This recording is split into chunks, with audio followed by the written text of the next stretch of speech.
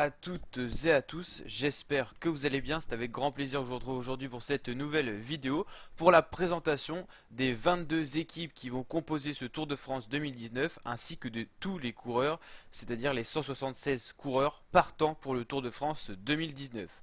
On va commencer avec la team Ineos avec deux leaders, Geraint Thomas le Britannique, vainqueur du Tour de France l'an dernier, accompagné de Egan Bernal, la pépite colombienne qui je pense va être capable dans les prochaines années de s'affirmer comme un des plus grands leaders du peloton, notamment en montagne. Je pense que ce coureur il peut aller chercher dans les années à venir un Tour de France ou encore un Tour d'Espagne ou un grand tour comme aussi le Tour d'Italie.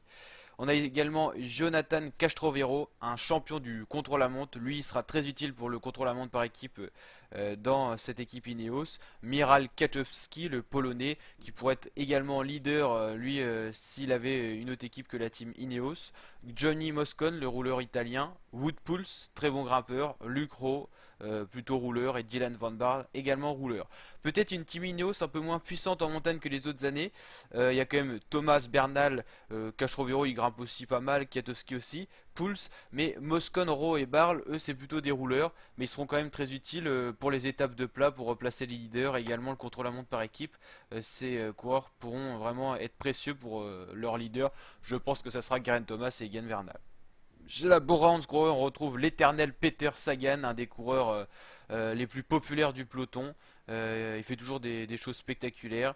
Accompagné d'Emmanuel Burman, certainement leader au général, Marcus Burgard, Patrick Conrad, Gregor Mühlberger, Danios, Lucas Polsberger et Maximilian Schachmann qui vient juste d'être sacré champion d'Allemagne.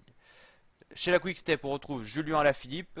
Vraiment, j'espère que ce coureur sera capable d'aller chercher une étape. Il a vraiment le talent et c'est une des pépites du cyclisme français en ce moment. Casper Asgreen, Dries de Venins, Yves Lampart, Henrik Mas qui a déjà fait un top 3 sur la Vuelta. Donc, on va voir ce qu'il est capable de donner au général. Michael Morkov, Riquezze et Viviani, sprinter italien, un des meilleurs sprinters du peloton actuel. Chez AG2R, on retrouve Romain Bardet, leader, qui va essayer peut-être cette fois de s'affirmer comme un des plus grands champions du cyclisme mondial. On va voir ce qu'il va être capable de donner cette année, accompagné de Cherel, Cosnefroy, Franck, qui sera très utile, Mathias Franck en montagne, Galopin, Goujard, Nassen et Villermoz. Chez la Bahreïn, on retrouve Nibali.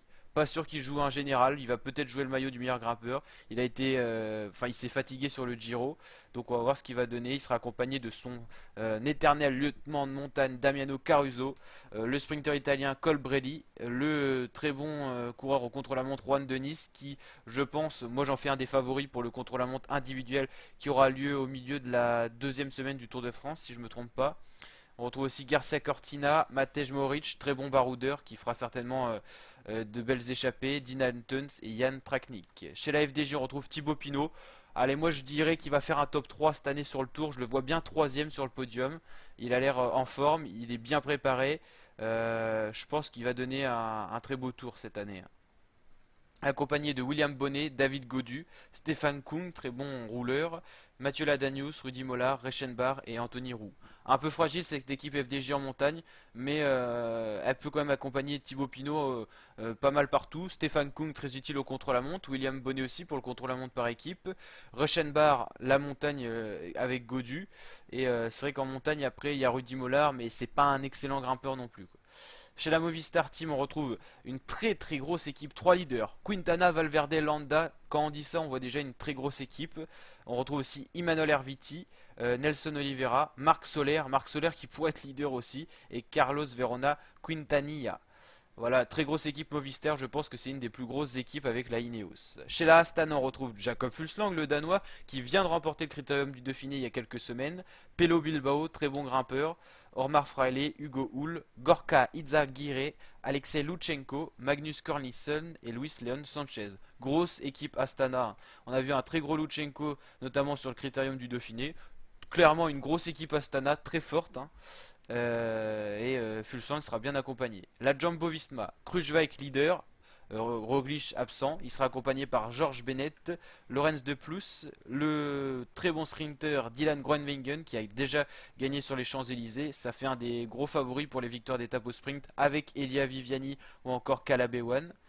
Il y en a bien d'autres, hein, on va aller voir dans la suite de cette vidéo. On a Amon Janssen, Tony Martin pour le contre-la-montre individuel. Je pense qu'il pourra faire un top 10, mais il n'est pas au top par rapport à ses grandes années. Mike Tennyson et Wood Van Aert, premier tour pour lui. C'est un très très bon coureur. J'attends vraiment de voir ce qu'il va donner. Aussi bon en contre-la-montre qu'au sprint, un peu comme Sagan où il y a des côtes. Donc on peut voir ce que ça va donner avec ce coureur. Ça va vraiment être, je pense, une grosse découverte sur le tour, le Belge. Education First, une des plus grosses équipes qui vont aligner tout simplement depuis qu'ils existent, avec Uran qui a déjà fait une deuxième position sur le tour. On a Bettiol, Clark, Tanel Gangert, très bon grimpeur, Langevel, Scully, TJ Van Garderen et Michael Woods. En montagne, il y a quand même Uran, Woods et Garderen qui peuvent être leaders. Certainement qu'il y en a un ou deux d'entre eux qui vont se sacrifier pour un leader. Peut-être tout pour Uran, peut-être Uran Van Garderen ou Uran Woods. On ne sait pas trop. N'hésitez pas à me dire ce que vous en pensez aux commentaires. Michaelton Scott qui aligne les deux Yates, très bon en montagne, hein, accompagné de Durbridge, Egg, Hepburn, Impey, Juliansen, Trentin et bien sûr donc les frères Yates qui vont viser certainement soit un général, soit une victoire d'étape. Voilà, on verra. C'est Team, une équipe sans vraiment de grandes prétentions en général, mais une équipe qui va animer le tour, que des baroudeurs dans cette équipe. Van Avermaet, il peut gagner un sprint, plus un sprint où certains sprinteurs les plus rapides sont absents quand par exemple il y a un peu de côte, de dénivelé, donc un sprint en petit comité. On a Patrick Bevin, Alexandro Demarchi, Simon Geschke, des coureurs qui sont capables d'aller chercher des victoires d'étape sur des étapes assez dures. Powell, très bon grimpeur, le meilleur grimpeur de cette équipe, mais quand même un peu juste pour jouer un général. Quoi qu'il peut peut-être nous réserver des surprises. Roscoff et Char très fort au contre-la-montre et Vyshioski. Donc CCC Team, grosse équipe pour le contre-la-montre par équipe. Si je devais faire un petit pronostic pour cette étape du contre-la-montre par équipe, je mettrais Ineos, pourquoi pas CCC Team, mais je vois bien Ineos premier. Deuxième, il y a quand même des grosses équipes au contre-la-montre comme...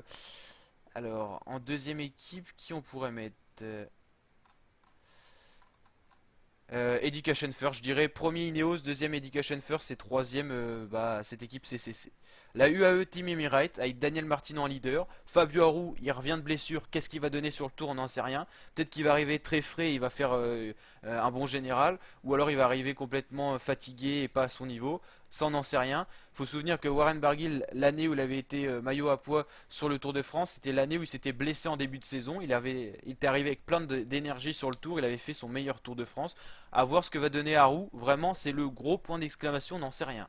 Après, il y a Bistrom, Rui Costa, ancien champion du monde, Luis Henao, Alexander Christophe pour le sprint pour cette équipe. Pour le train de sprinter, Stek Langen et Jasper Philipsen, le rouleur belge. Chez la Trek, tout pour Porte, Richie Porte, accompagné du français Julien Bernard, Giulio Ciccone qui a fait un excellent Giro, Quen de Kort, Fabio Felliné, Bok Mollema, deuxième leader, Tom Skunch et Jesper Stuyven.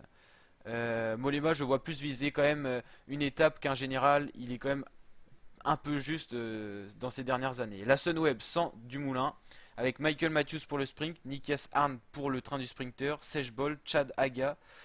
Chad Haga, il peut aller tirer une victoire sur un contre-la-montre, il est très fort, très utile pour la Sunweb d'ailleurs, pour ce contre-la-montre par équipe, qui devrait plutôt être bien réussi par la Sunweb.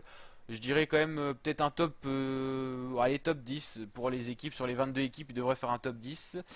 Alors on a Lennart Kama, Wilco Kelderman, lui peut être leader en montagne, peut-être un peu juste, mais on peut voir ce que ça va donner. Craig Anderson et Nicolas Roche. Chez la Cofidis, on a Christophe Laporte à la place de Nasser Boigny. Mauvaise entente entre Cédric Vasseur, le directeur sportif de Cofidis, et Nasser Boigny, qui n'a pas non plus des bons résultats. Nasser Boigny va quitter la Cofidis, et donc là c'est vraiment tout le sprint autour de Christophe Laporte. On a Nathanaël Bernan, Nicolas Hédé, le grimpeur, Rezus Herrada, Anthony Pérez, Pierre-Luc Perrichon, Stéphane Rossetto et Julien Simon. Une équipe Cofidis en difficulté, pas beaucoup de bons résultats, des Tours de France un peu loupés. Quand on compare une équipe Cofidis à une équipe italienne sur le Tour d'Italie qui arrive quand même, les petites équipes, à tirer des victoires d'étape, la Cofidis, elle, c'est quand même compliqué. C'est plus la Cofidis qu'on a connue, hein. C'est vraiment difficulté sur difficulté, mais on espère vraiment pour eux qu'ils vont se retrouver un peu sur le tour, mais c'est compliqué que ça soit sur le tour ou sur les autres compétitions. La Lotto Soudal, Caleb Ewan pour le sprint, un des plus rapides du peloton actuel. Tich Benoît, Jesper Debus, Thomas De Gent, très fort, hein, De Gent baroudeur, mais vraiment il peut être bon sur tous les terrains. Kekeler, Kluge, Montfort et Velens. Une équipe de baroudeurs qui n'a pas trop de prétention au général, hein, je pense. La Total Direct Energy avec Calmejane, qui avait déjà gagné une victoire sur le Tour de France, très belle victoire pour lui. Nicolo Bonifacio qui pourra tenter des sprints, ça sera quand même compliqué pour lui de gagner, mais pourquoi pas des top 10. Hein. Fabien Grelet, Paul Urselin, Romain Sicard, Ren Taramae, qui a fait un très bon tour, c'était le dénivelé challenge, c'était sur le Mont Ventoux. Niki Terpstra et Anthony Turgis. Une équipe Total Direct Energy quand même eu de bonnes recrues pour ce mercato avec Bonifacio pour les sprinters, Terpstra pour les rouleurs qui peut très bien faire un très bon contre la monte. Donc voilà, c'est vraiment intéressant comme équipe. Katusha Alpecin avec Zakherin, Debucher, Dosset, Gonzalez, Aller, Polite, Wurtz, Zabel. Alors Katusha c'est un peu pareil, un point d'exclamation. Zakherin pour le général, mais on sait qu'il est quand même assez juste, il a du mal à faire des top 10. Pour le sprint, on a qui peut-être Polite ou Zabel, mais ils sont quand même un peu justes aussi. Une équipe, je pense, qui n'arrivera pas à tirer de victoire d'étape malheureusement. La Wanty Group Gobert, leader Guillaume Martin, qui a fait un bon championnat de France, accompagné de Beckert, Aimé de Gent, Christian Eking, Xandro Meurice, Johan Ofredo, Andrea Pasqualone et Kevin Van Melsen. Allez, sans trop risquer, je dirais bien que Johan Ofredo, dans la première semaine, il ira dans une échappée.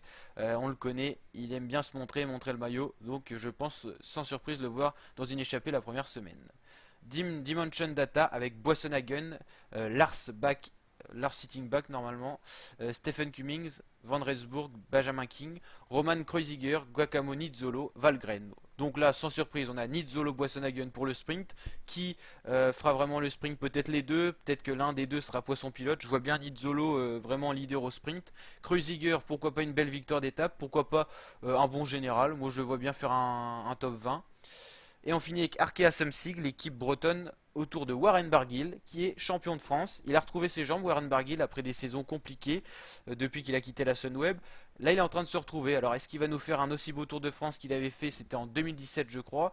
On aimerait bien. Un coureur vraiment qui a eu des moments difficiles, alors que c'est un champion. Beaucoup critiqué, mais c'est un coureur qui a vraiment une personnalité qui fait qu'on l'admire quand même, accompagné de Maxime Bouet, de la place, Gébert, André Greppel, la grosse recrue d'Arkea Samsic pour le sprint. Alors le train sera un peu léger par rapport à Greppel, ce qu'il a connu dans les autres équipes, avec Kevin Le Danois, Amel Moinard et Florian Vachon.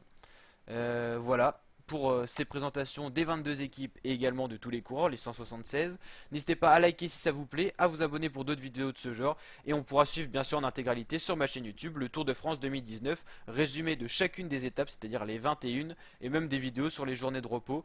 On aura vraiment tout ça sur ma chaîne YouTube, donc n'hésitez pas à vous abonner pour cela. Je vous dis à très bientôt pour de nouvelles vidéos. Ciao!